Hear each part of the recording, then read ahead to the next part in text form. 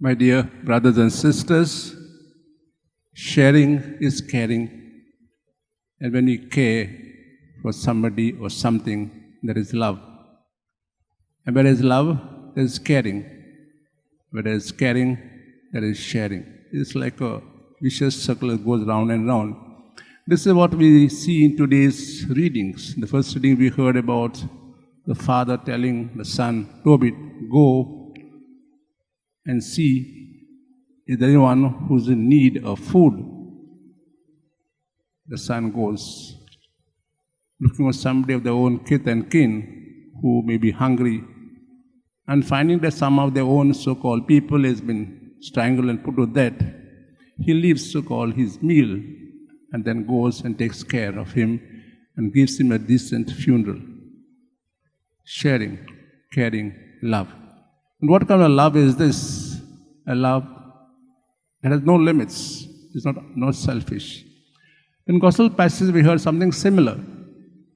We heard a parable, you can call it, of the wicked servants or of the vineyard.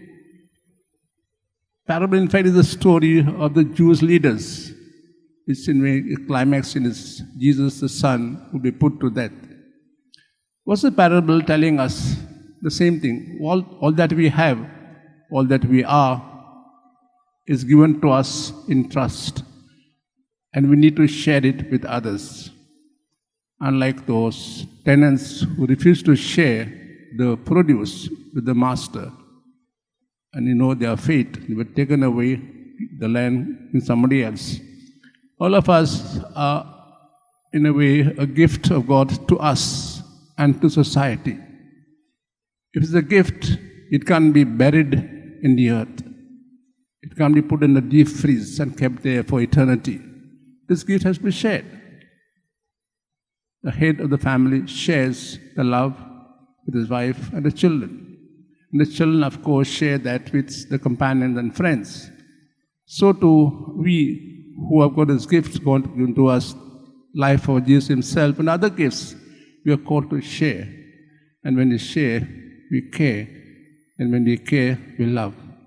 Let's try to see today any person who needs our love, our care, can be at least one person today show this in a practical way.